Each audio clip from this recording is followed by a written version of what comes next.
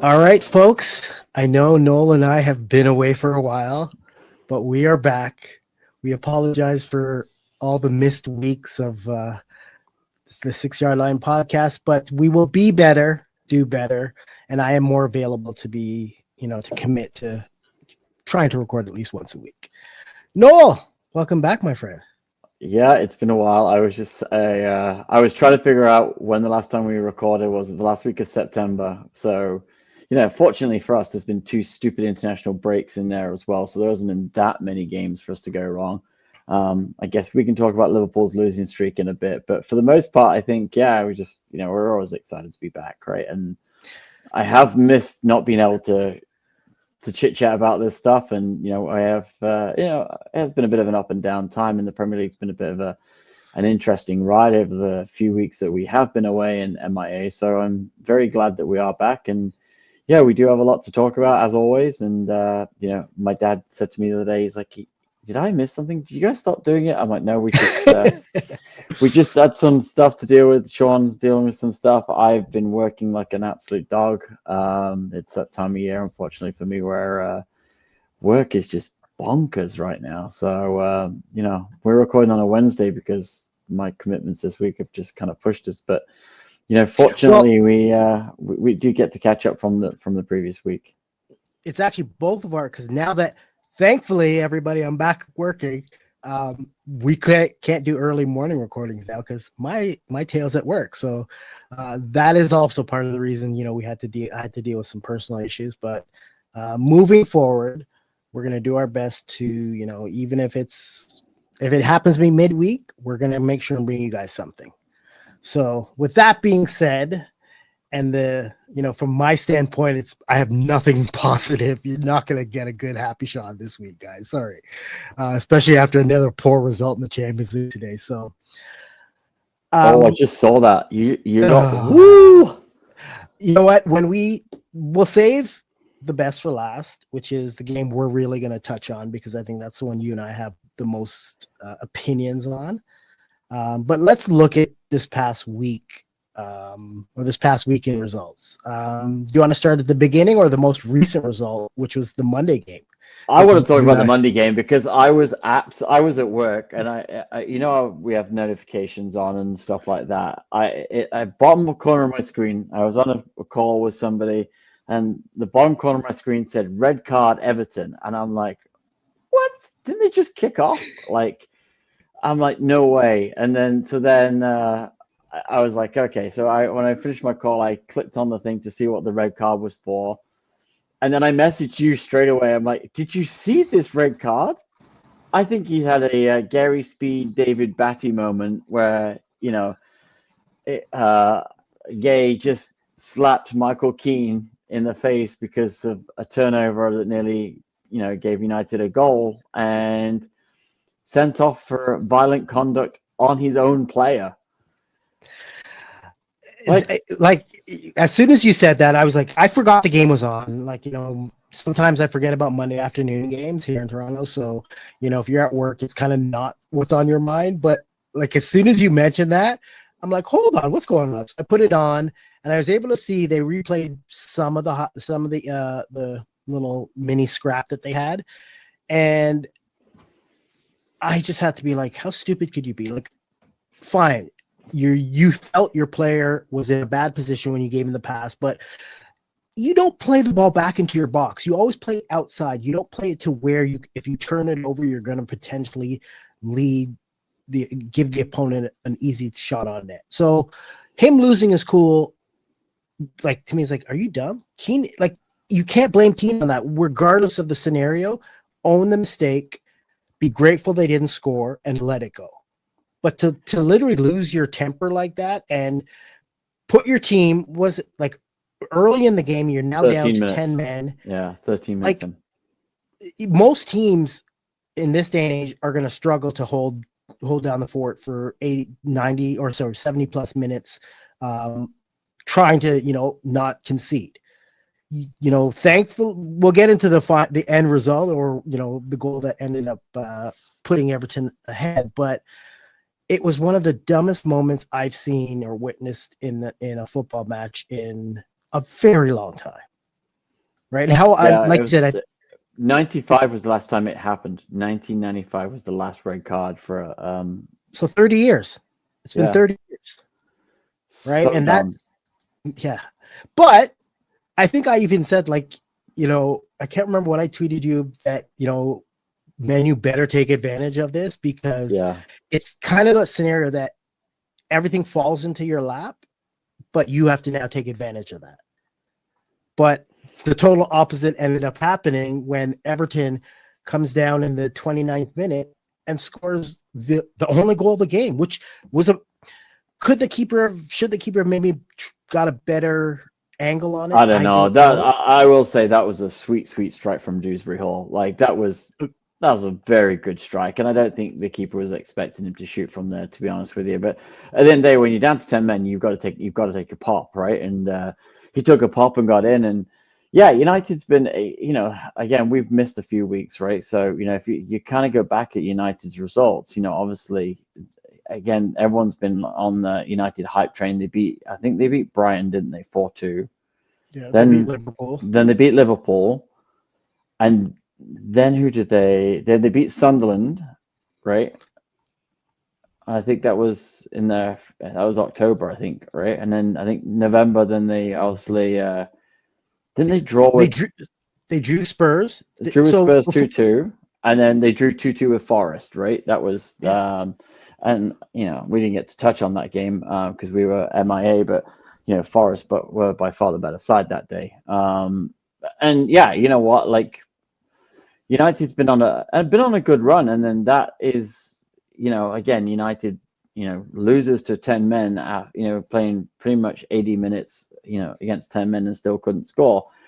And I think it comes down to the style of play. And there's a lot of people with a lot of opinions on Amarim, changing his style, changing his tactics. But at the end of the day, the players sometimes they need to just I don't know. I just find United try and overplay. Sometimes just get the ball in the box. And I think if you look at Monday's game, Diallo, like Ahmad, had like some great opportunities to put some really good balls in the box, just didn't do it. And you know Everton had an easy game, and I just don't see yeah, why they didn't just put their foot through the ball and just put it into the box. And you know we'll talk about Forest and Liverpool, but Forest, been the last couple of weeks been really good at putting just the balls in the box and seeing the panic. United just didn't ever put Everton under any pressure, and I think that was kind of where the problem is that they're overplaying it.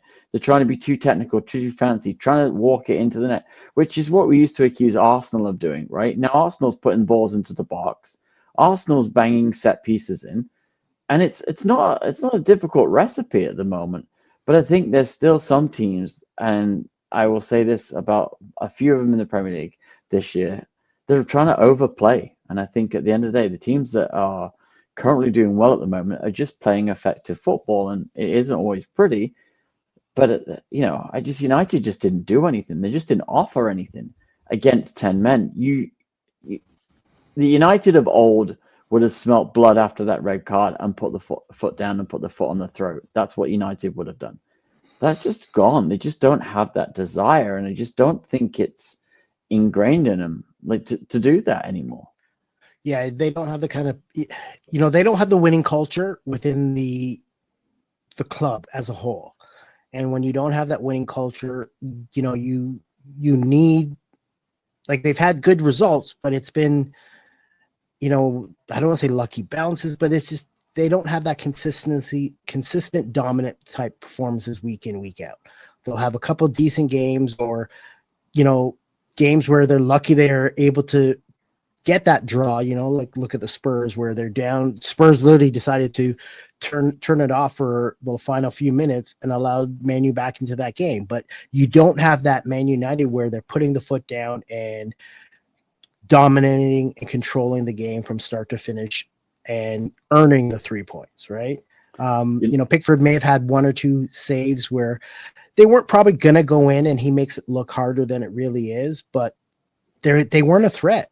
They weren't really a no, threat. they did nothing, and you get what you pay for, right? Ultimately, and they have an opportunity there, a glorious opportunity, and they didn't take advantage of it. And you know what? Yeah. That's their loss. But you know what? I do want to move on to the Leeds game because I did watch this Leeds Aston Villa game. Finished Leeds losing 2-1.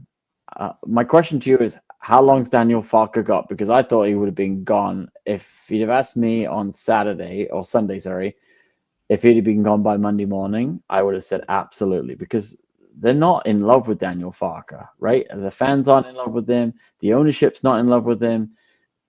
And Leeds are in trouble. Like, let's not sugarcoat it.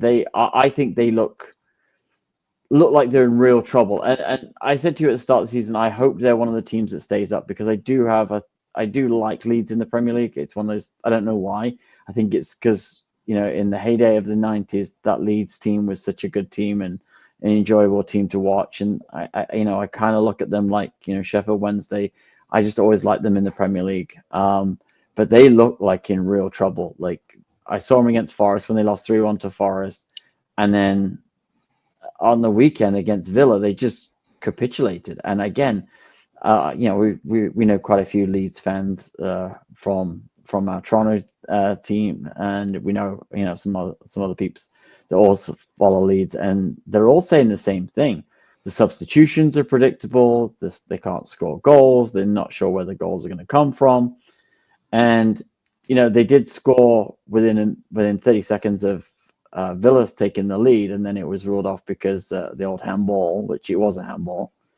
But Leeds just gave that win to Villa, and Leeds were good in the first half, and then they just let Villa into it, and then Villa just did what Villa does and gets the win, right? And I just don't know how Daniel Farker's still here, because I just don't think he has got enough about him to get them out of this hole they're in.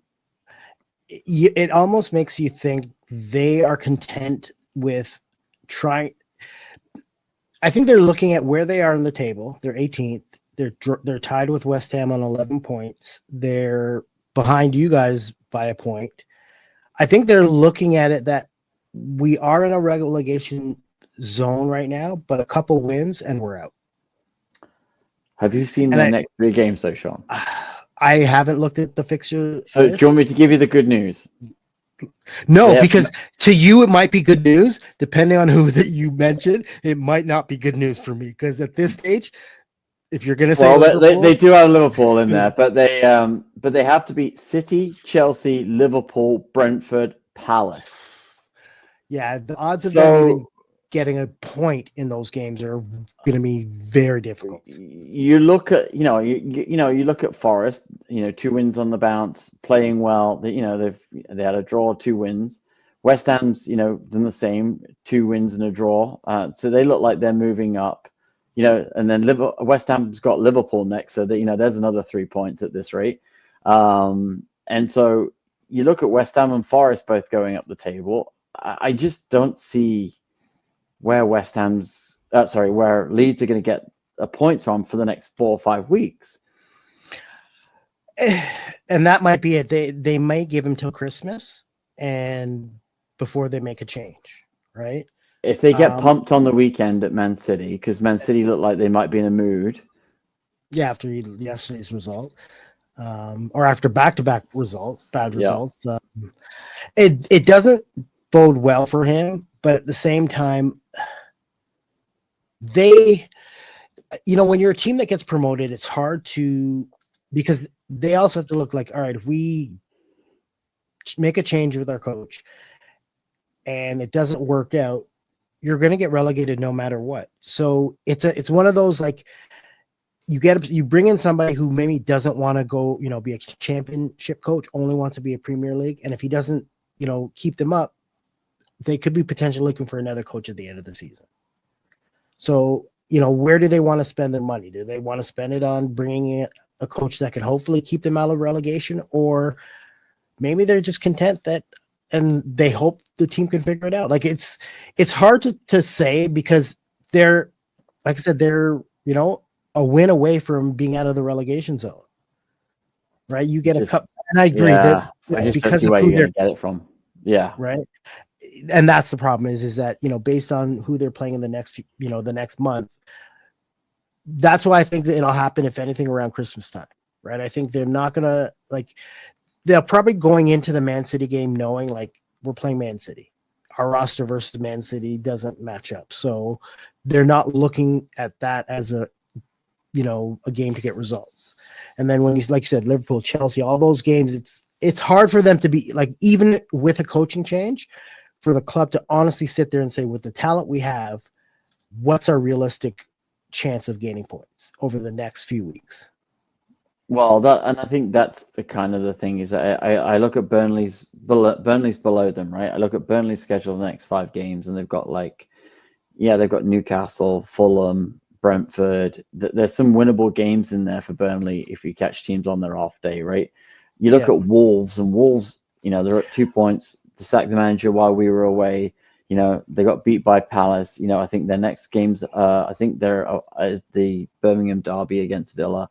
And then I think they're away at Forest, United, Arsenal, and Brentford. So I think Wolves, we all know, are done. Yeah, they're a hot tire fire. I think they're pretty much done. I think we can safely say that. But I struggle to see who's going to get pulled into that relegation zone, because Sunderland, a lot of people back them. They're up in 7th with 19 points. And I think Fulham's one to watch. Marco Silva's not signing a new deal. I think they'll still win. They won on the weekend, but they've been I think 2 wins, 4 losses in the last 6. Yeah, they're not really playing much better either. No, and again, I think if you look at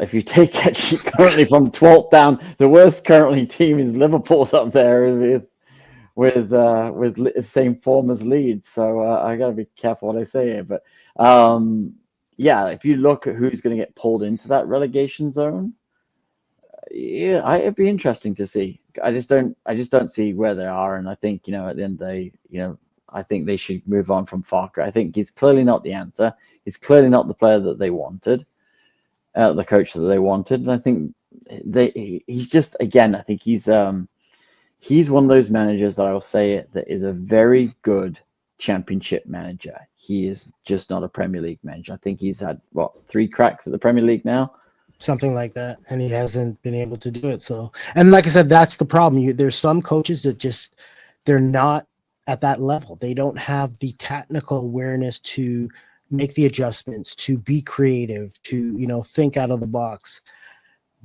The Champions is a totally different style of football than the Premier League. It's, like these guys are fighting down there compared to, you have a good, deep enough roster in the Premier League, you should be able to survive.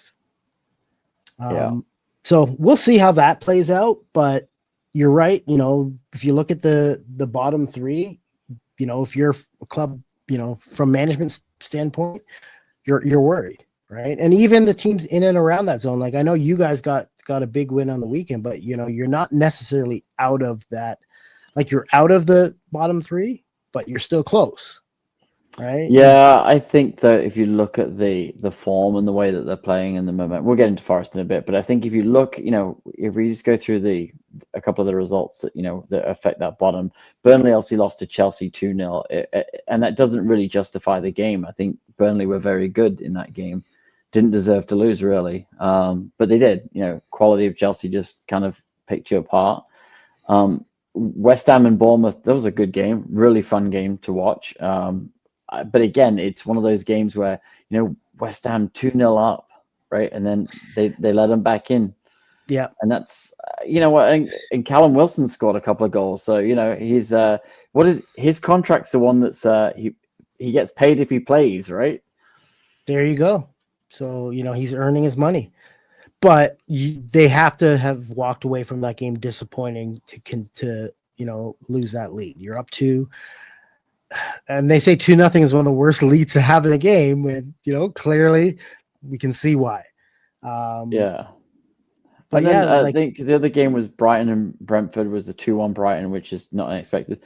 Sunderland lost at Fulham, which I to be honest with you, I had that one down as going as a draw, right? And then we obviously touched on the Wolves and the Palace game. Palace again up into 5th place with a win at Wolves, but Wolves just look clueless.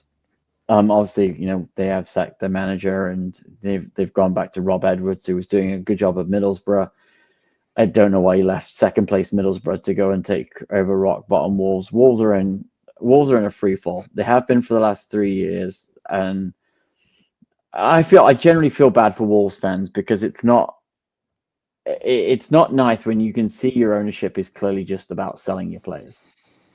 Yeah. And that's it. And you can only keep and we said this about Brentford at the start of the season. You can only sell your star players so many times and get away with it, because what eventually happens is you then don't hit on the next replacement. And I think Yep. what Wolves are running into it is very much that. And I think if you ask them right now, if Newcastle will give them 50 million for Strauss-Lanson, they would take it in a heartbeat, because he does not look like a $50 million player right now, right? And I think No.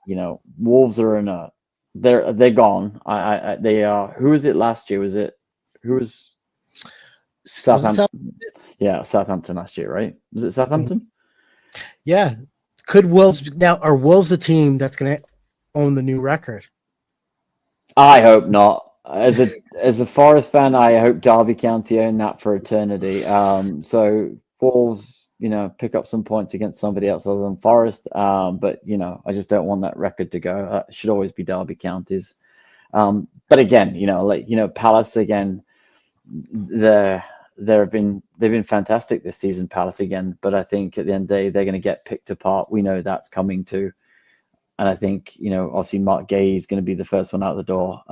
Currently looking like Liverpool's biggest blunder this offseason was spending all the time on Isak and not getting Gay, because he looked like you could need him. But I will say this about Palace. I think their biggest asset is not Mark Gay. I think it's Oliver Glasner.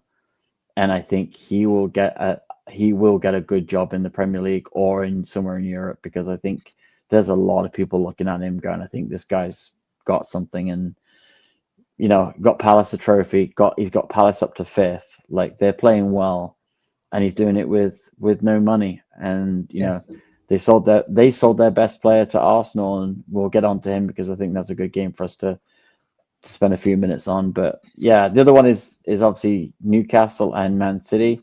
The only thing I would say on those two is they are so unpredictable on what they're going to do week to week.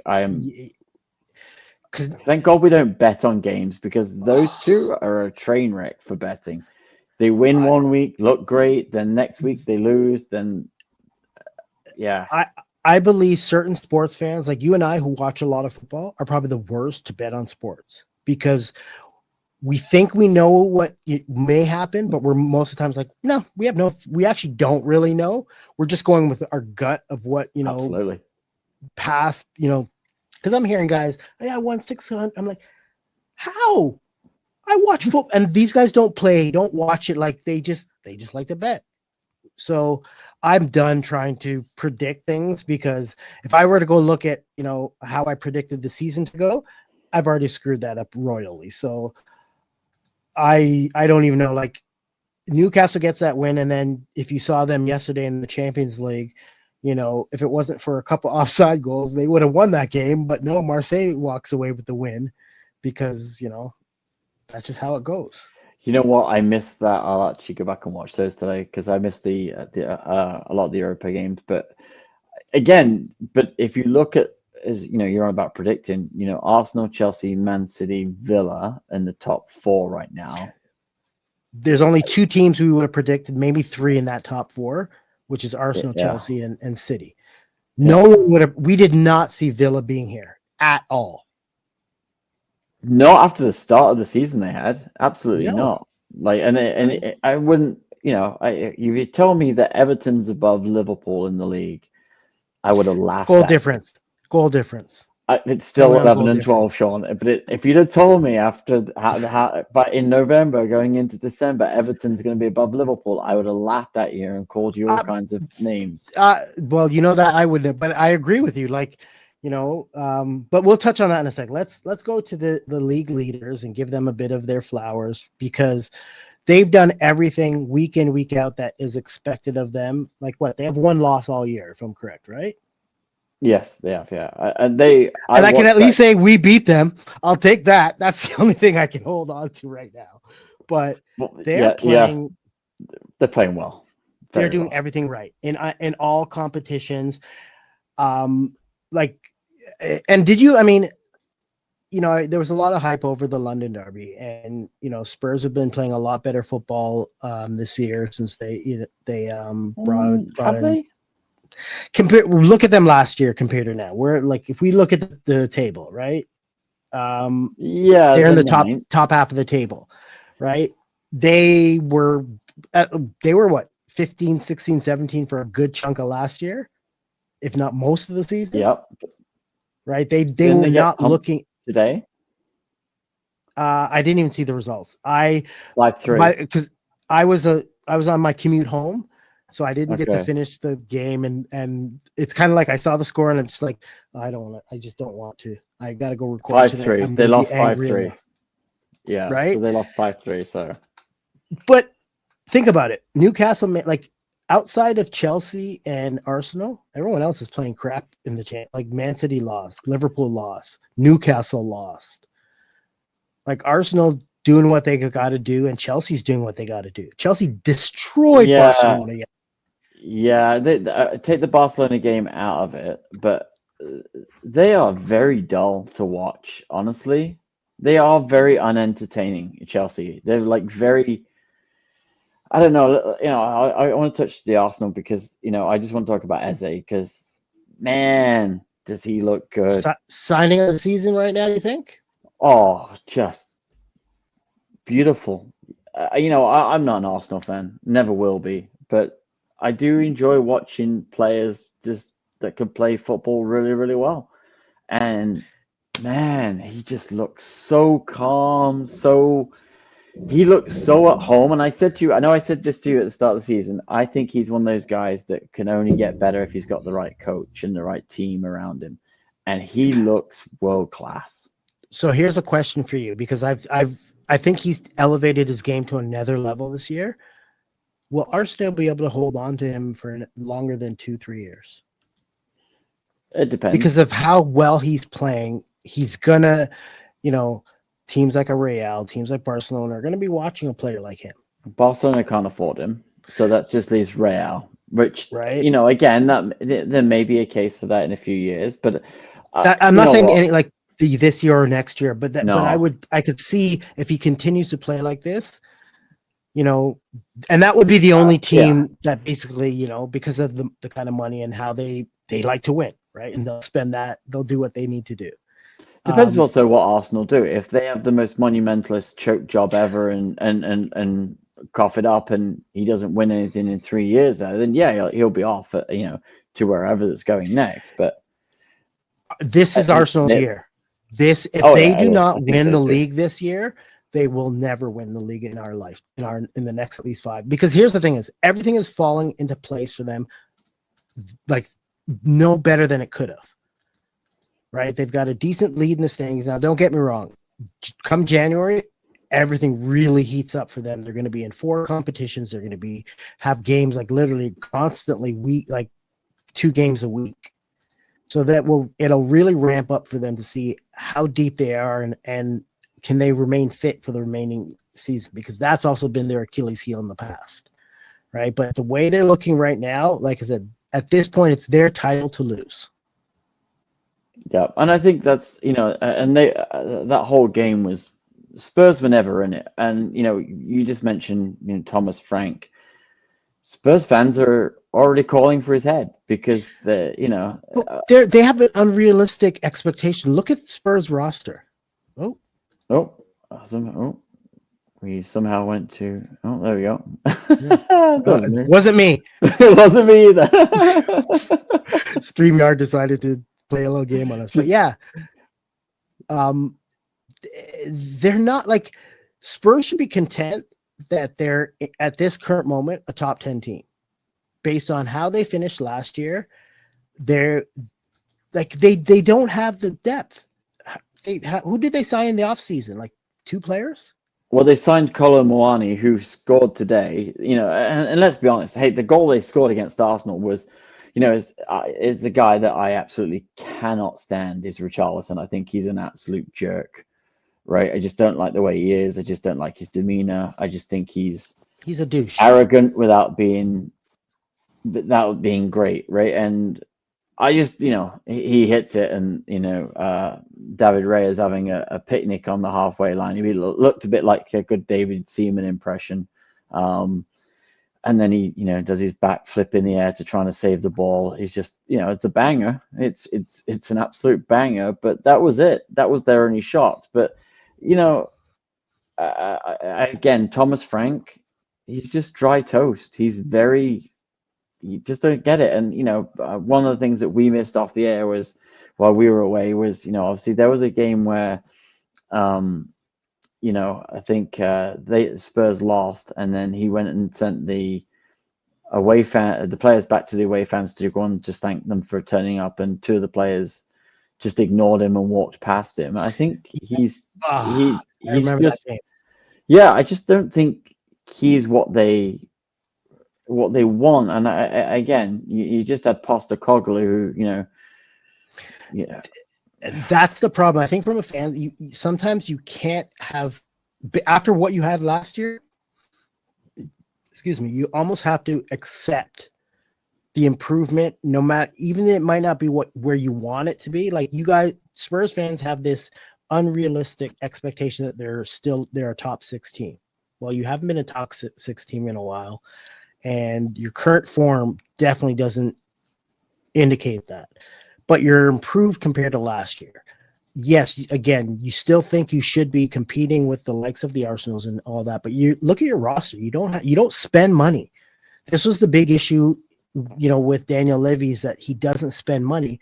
Well, you still didn't spend money in this offseason. So you and not always spending money, guarantees a win, but they don't have, the quality that, the upper echelon teams have. Well, what I do find funny is the fact that they did lead the charge for Eze, and then Daniel Levy wouldn't go to the extra, and then he goes to Arsenal and he does that to him. I did find that highly entertaining on Sunday, just to be like, oh well, that's to be you. But yeah, right. That's the Spurs way. It's the Spursy way, and Arsenal were value for money, and at the end of the day, they look the best team in the league. Now, Mikel Arteta just called them the best team in Europe today, which I think is a little bit of a... But you know what? At the end of the day, I'm not going to... I can't throw much shade or any shade at Arsenal right now because of how they're playing and how they're performing.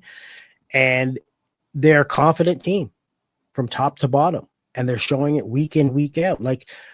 When was the last game they looked like at least maybe an average team, or a team that could against Sunderland 2 weeks ago? They looked average against Sunderland. Sunderland bossed them around that day. Sunderland rattled their cage, and they looked very bang average that day. They didn't look up for the fight. And I think if you get some teams in the Premier League that will just go a little bit, I always call it the Bolton Wanderers special, where they just go in.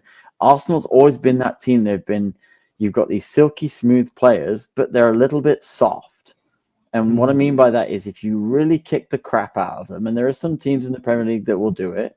Normally, it's Everton's one of those teams, I always say, that always seems to kick the crap out of teams. They just niggle tackles, cynical fouls, breaks up the plays, and it gets under their skin. And I think you can beat Arsenal. You've just got to work harder than everybody else. And I think that's a huge thing to it. But I think, if you take the way they played on today and take the way they played on Sunday, they're worth where they are in the league, and that's as much as you can say about them, right? At the end of the day, they are consistently there. They've won 9, drawn 2, lost 1, and they're not giving up goals. They've only given up 6.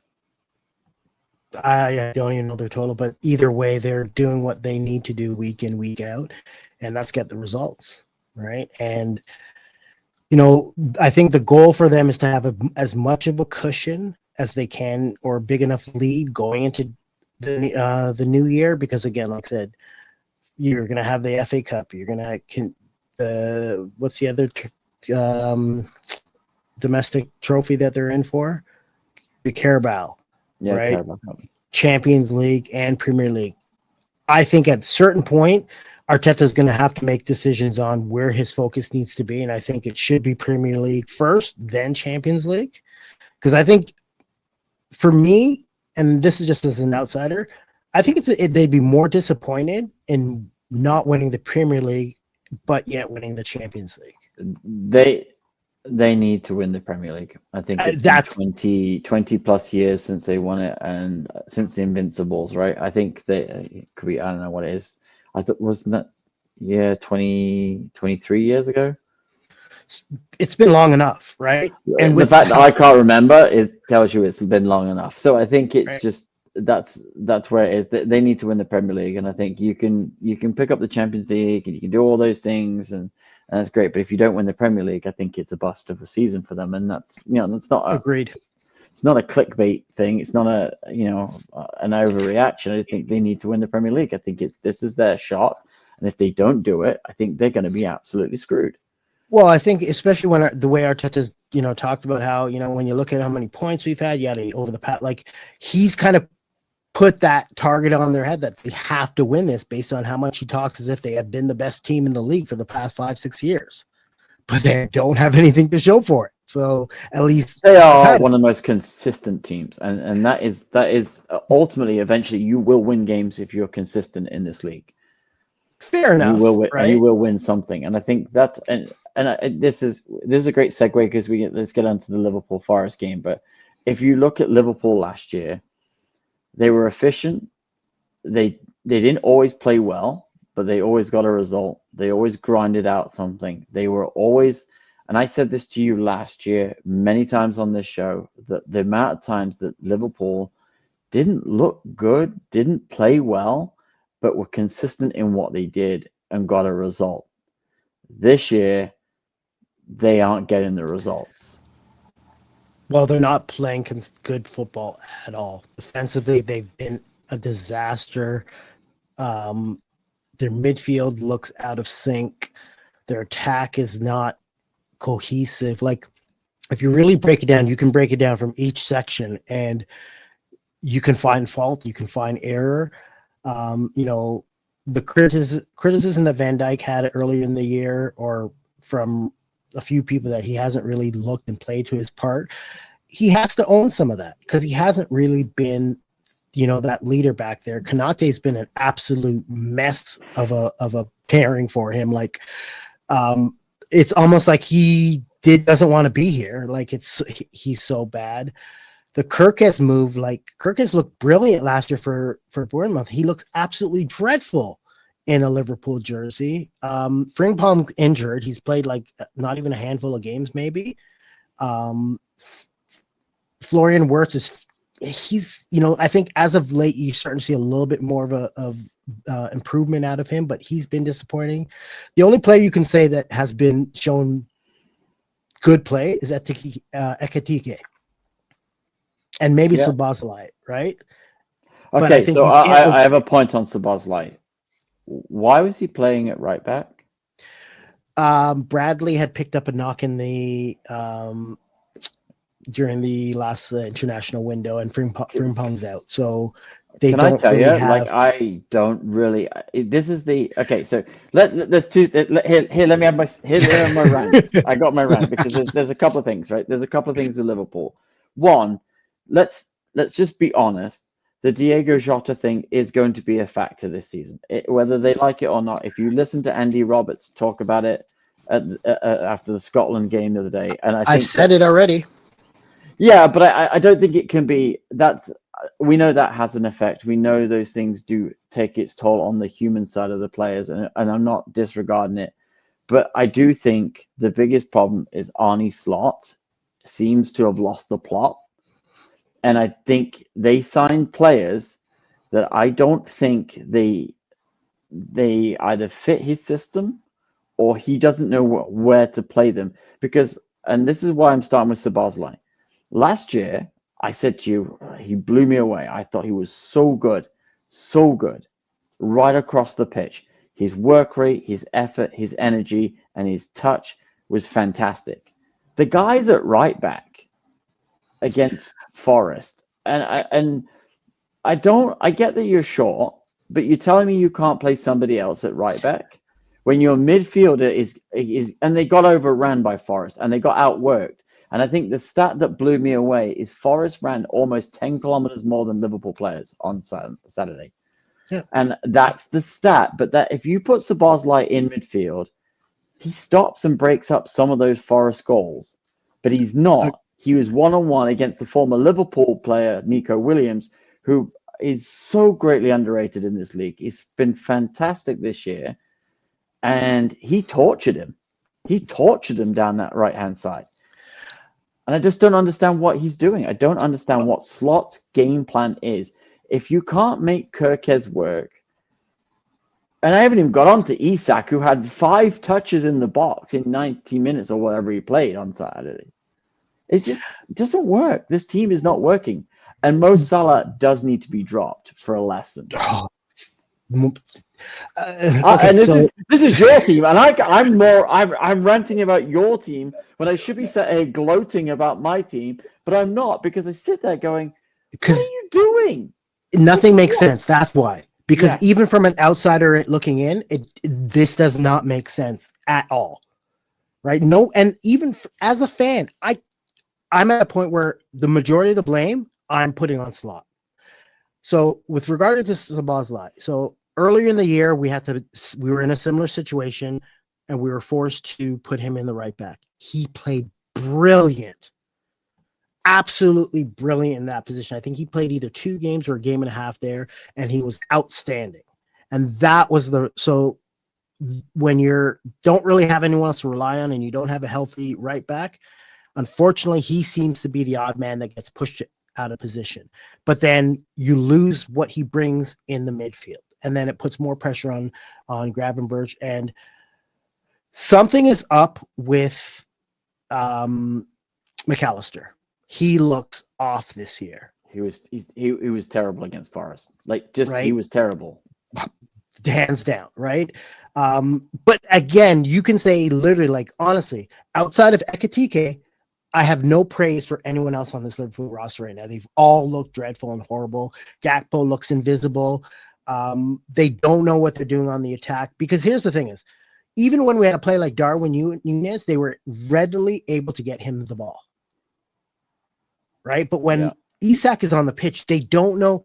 And maybe that has to do with they didn't get the opportunity to work with him in the preseason to figure out where he likes the ball. So you're kind of trying to get it on the fly.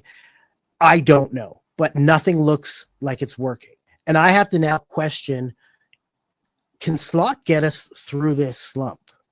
Because regardless of how we've, and I think he deserves, I shouldn't say I think he's got credit in the bank because you won the title.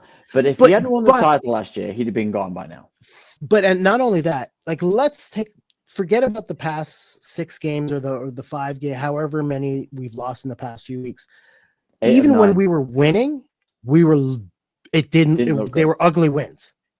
Yes, right? I think we even said that, they can't keep going like this. And eventually they hit that wall and they've struggled ever since. Right? They'll get the odd result here, and then people will be like, okay, maybe they're back, but then there's no consistency. Right? They'll have one good game in the Champions League, then play poorly win the league, or have a good league game, and then there's just no consistency out of this team. And at this point, the question is how long is Slot's rope? Well, how long? I don't know if you've seen this stat today. This is Liverpool's worst run for 71 years. They have lost 9 in 12, and the last time they did that was 1953 to 1954 season. I'm trying not to be I've actually I've avoided Twitter. When Liverpool plays, I don't go on Twitter. I can't. It's so toxic. But they've just had me to the point where I'm the season's a wash. Somehow, some way, they've got to figure things out so that I just want them to finish in the top 4. Is it going to be hard? Happen. Of course it's going to be hard, but the thing is, if you look at the points, they're not out of it. That's the fortunate thing. No, but I don't. Yeah, because It you know what, yes, there's 1 point between fifth place and 12th place, right? And that's fair. But right? if they're on this current form, I don't see them rescuing No, themselves. and And that's the problem. I But here, do okay, say so there's a couple of things that just stand out for somebody who doesn't watch Liverpool. Virgil van Dijk, when I listen to his disrespectful comments, just saying we should never lose to a team like Forest. Yeah, you just lost twice back to back, buddy. So, that was one. And he's played like crap, and he was crap at the end of last year. He's been crap all this year, and he's too busy pointing his fingers at everybody else. I just think he needs to take accountability himself before he starts trashing the rest of his teammate. Mo Salah, sorry, I just called him Salad. Mo Salah, he looks like he's on a retirement plan. Like, he doesn't look interested. And I don't know if that's mental. I don't know if that's the Jota thing. I don't know if that's just the, hey, we won the title and he's got the title hangover. He doesn't look interested. And there's a difference between him and Van Dijk, though. Van Dijk is just, I think he's hit the drop off. And I think Salah is just, I think I don't know, he's quite a humble guy, and I think maybe he's probably one of those that I would say the Jota thing has maybe affected him. I'm not defending him because I'm not a Liverpool fan, but I'm just saying I think he looks like something's not right mentally, like whether it's desire, whether it's he's emotional. gonna It just is. He looks uninterested in his body language. If you're asking somebody, do you know what I mean? yeah, no, he looks like I said, he's been invisible all year round. He doesn't look like he hasn't even been an average Mo Salah. He's been below par.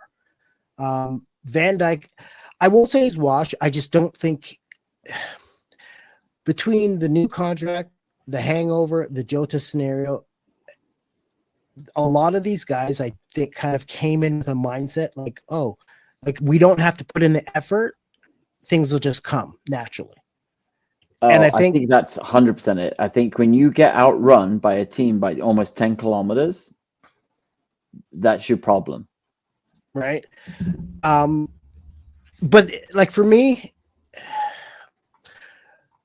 if they do decide to get rid of Slot sooner rather than later, because I think, like I said, I'm losing.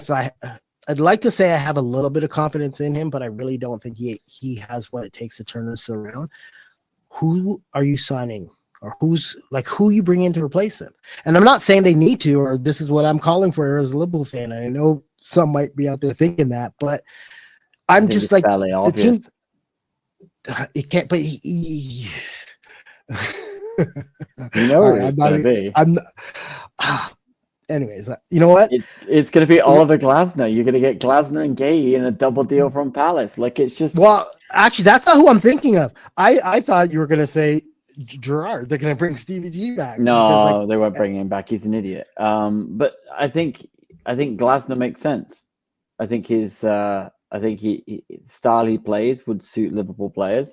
I think he would be a lot more practical. I think he'd have a better understanding than Slot does. But that's just that's how I see it, because I don't see anybody else that would really be in that lineup. Do you know what I mean?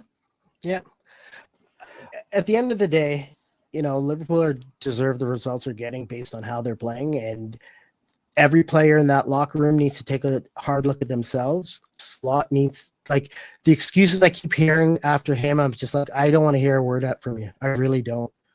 Right? You're not taking ownership from the coach. Like, you're saying, yeah, I got the lineup wrong, but like, it's more than that. It's more than the player selection. Your team has looked absolutely dreadful week in, week out. Yeah. And I'm sorry, that team is way too talented to be having this kind of performances week in, week out. So let's move on to Forest, because I'm going to get to gloat now, because I Yes, don't get to gloat there. go for it. Enjoy your moment. I'll sit. So they haven't won for 90 years at Anfield, and then they've done it back to back. That's pretty awesome. You can't really complain at that. I'm going to get my rant on about some of the Forest players later that other teams are circling the wagons for, which I do find funny.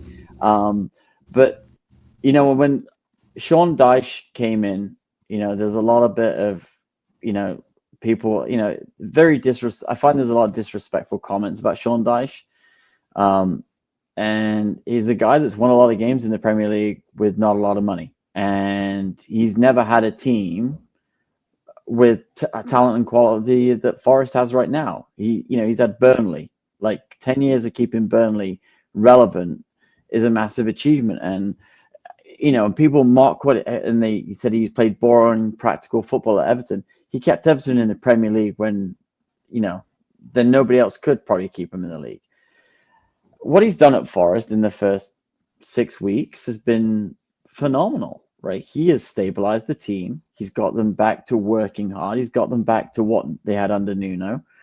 And, You're out of he's the relegation. yeah, you've got him out of the relegation. You've got him winning in Europe. You've got some, great results against, some really good teams. Porto was undefeated and they beat them 2-0. You go to Anfield and regardless of Liverpool's form, going to Anfield and winning 3-0 has only happened once in the Premier League history, right? So you have to kind of be like, you know what, as much as people want to knock old Dyche ball and he's only going to play this way, he did. And I think he came out and said it. He said, look, we played the old school Dyche way against Liverpool because of respect who you're playing. And against other teams that you can play a different way. But I think what he's done is he's put the work ethic back into Forest. That I think, we know Postecoglou didn't have a work ethic, and you saw what happened. And, I think if you look at this team, they look happier, they look confident, they're putting in the shifts.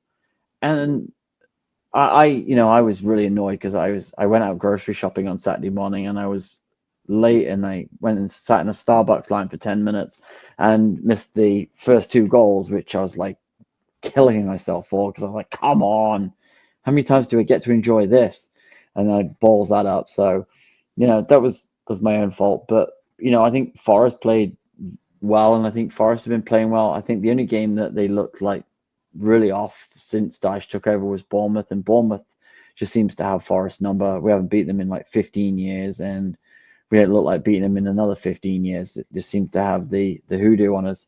But what I will say is, there's some players at Forest that are absolutely shining under Dyche, and one of them that doesn't get a lot of shout out is Amari Hutchinson. He came off the bench and provided 3 assists in the last 2 games. Looks really good coming off, and I'm hoping he gets a chance soon because he's not in the Europa League squad, which I'm really annoyed about still. But he looks really good. Murillo and Milenkovic look back to their really good best. And then for me, player of the season so far is Nico Williams. Just unbelievable player at the moment. I think he's really great. And then Elliot Anderson is head and shoulders above any midfielder right now in the Premier League. And that's not an understatement. He is absolutely bossing games. I do find it hilarious that Man United fans think they're going to get him for 60 million in January. I do think they're the most delusional bunch of people I've ever met if you think you're going to get Elliot Anderson for 60 million. Like, I saw somebody the other day with, we can get Elliot Anderson and Murillo for 100 million from Forest. Dream on. Do you think Marinakis is going to sell his prized assets to a team that's, 3 points in front of Forest? Not a chance. 4 points, but not a chance. No, Elliot Anderson right now. I saw a Newcastle fan that's a good friend of mine say, "Hey, we're just going to wait till his contract expires and he'll sign for us for free." That's not going to happen. I'm just telling you right now, that's not going to happen either. Chris Marinakis is not going to let an asset like that walk out the door for free. No, he'll if he knows he's not re-signing him, he'll dump him off as soon as he can to make some profit. He's not stupid. No, but I think Elliot Anderson is outshining Morgan Gibbs White. Gibbs White's back to scoring and playing well. He scored 3 in the last 3.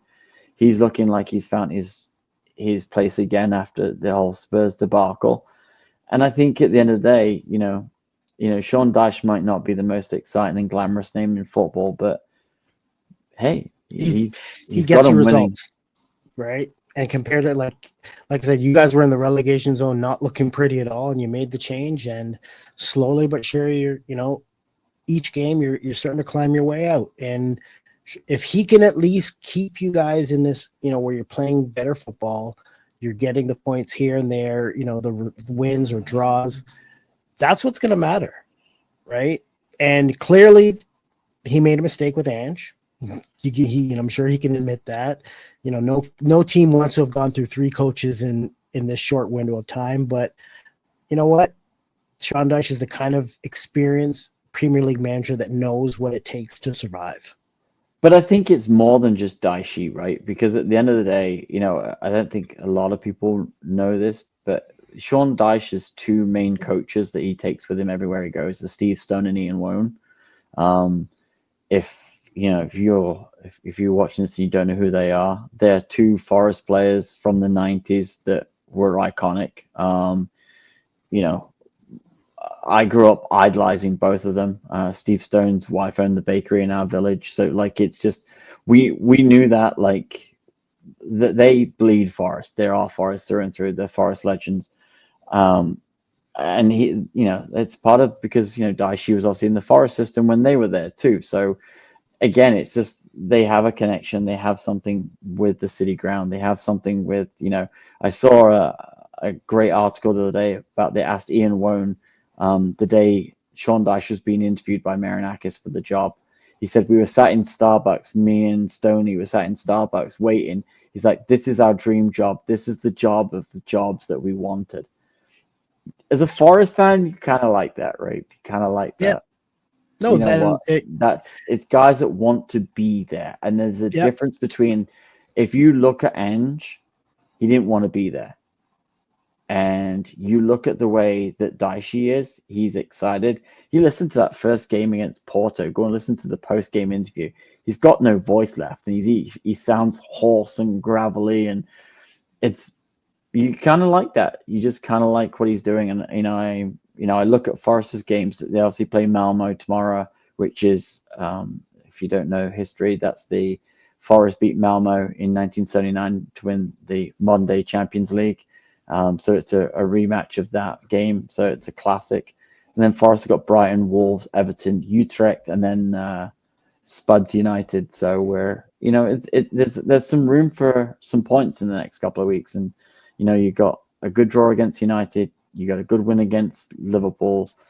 And I think there's a good way that you talk about positivity and moving up the table.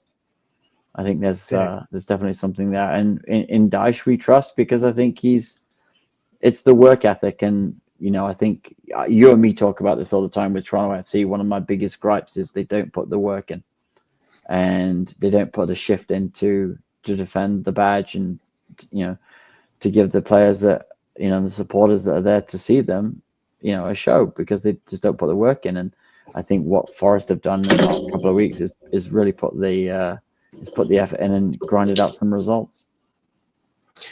And like I said, that was a big result for them on the weekend. And it definitely just, I had a horrible weekend after that, or at least a few hours after that. But it is what it is. I can accept this season being a shit show of a season, and just kind of have to move on and hope for improvement in the next few weeks. So with that being said, I was going to say, don't go and look at the news today because you don't want to read all the 71 years of disaster that's happened. Like I said, I can't go on X or Twitter, whatever you call it, simply because I did briefly go on and I saw enough people talking about, how much longer before he gets. I'm just like, oh, you know what? I don't need the toxicity.